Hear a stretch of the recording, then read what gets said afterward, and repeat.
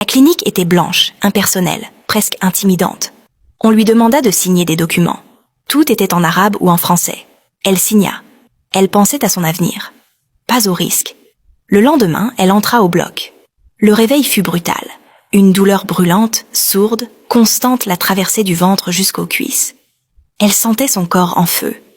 Chaque respiration lui arrachait une larme. Elle ne pouvait ni s'asseoir, ni marcher. Ses fesses, gonflées, bandées, lui donnèrent l'impression d'avoir été cousues avec des pierres. La peau était tendue, les points de suture tiraillaient à chaque mouvement. La douleur n'était pas seulement physique, elle avait peur. Mais elle se disait que c'était le prix à payer pour être enfin vue. 2 semaines plus tard, Amarachi quitta la clinique. Elle fit du shopping à Tunis, choisit des robes moulantes, des sandales élégantes, du maquillage. Son reflet la surprenait. Elle souriait enfin. Le taxi freina devant la grande place poussiéreuse d'Oumouel. Amarachi sortit, ses valises à la main, habillée d'un pantalon moulant noir et d'un chemisier rose pâle qui épousait parfaitement ses nouvelles formes. Ses hanches balançaient à chacun de ses pas.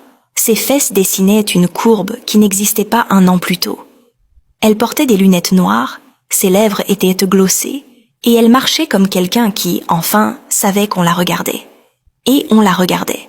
Les vendeuses de Gary s'arrêtèrent de servir. Des hommes s'excusèrent en trébuchant presque sur les cailloux, les yeux collés à sa silhouette.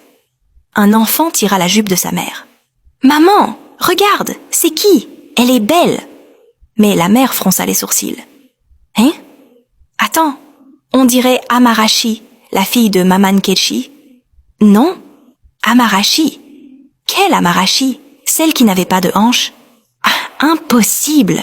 Elle est transformée. » Les murmures se répandirent plus vite que le vent. Partout où elle passait, les regards se tournaient, les langues s'agitaient. Mais elle ne disait rien.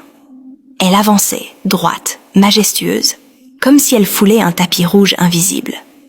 2 jours après son retour, Amarachi entra dans le salon de coiffure du quartier. Un endroit modeste, aux murs jaunes fanés, avec 3 chaises, 2 miroirs et un banc en bois à l'extérieur. À peine eut-elle franchi la porte que les conversations s'arrêtèrent. Chinwei, la coiffeuse, ouvrit grand les yeux. Elle lâcha la tresse d'une cliente. « Jésus est Seigneur. Amarachi ?» Amarachi sourit, s'assit lentement sur la chaise centrale. Elle enleva ses lunettes et replaça une mèche de cheveux derrière son oreille.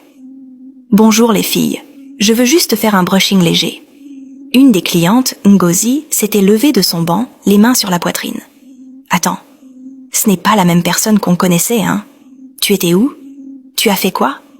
Tu es comme les Lagos Girls maintenant. » « Je voyageais un peu, » répondit-elle en souriant. Mais les regards n'étaient pas plus neutres. Il y avait maintenant de la jalousie, de la fascination et, pour certaines, de la peur. Quelques jours plus tard, alors qu'Amarachi achetait des fruits au marché, une voiture noire s'arrêta brusquement devant elle. La vitre descendit. C'était Chuka, toujours aussi imposant, toujours vêtu comme un prince. Il la fixa longuement, bouche entr'ouverte. « Par le ciel! Amarachi ?» Elle reste à droite, un léger sourire au coin des lèvres. « Bonjour, Chuka. »« Mais c'est pas possible. Tu es différente. Tu es magnifique. » Elle ne répondit pas. « Laisse-moi t'inviter à dîner ce soir. On doit parler. J'ai été aveugle toutes ces années. » Elle pencha la tête, l'air malicieux. « Peut-être que ce soir, tu verras mieux. » Et elle s'éloigna, les regards encore collés à son dos. Chuka devint collant. Il envoyait des messages matin et soir. Il l'appelait « ma perle »,« mon trésor volé »,« la femme que Dieu avait gardée pour moi ». Il l'emmena dans les meilleurs restaurants d'Aoka, l'acheta des bijoux, des perruques longues, des parfums français. Et un jour, sous un manguier, il s'agenouilla, une bague entre les doigts. « Amarachi, épouse-moi. Tu es tout ce que j'ai toujours voulu. Je t'ai sous-estimé, mais aujourd'hui, je vois clair. Sois ma reine. » Les larmes aux yeux, elle accepta. Le mariage fut fixé pour l'année suivante.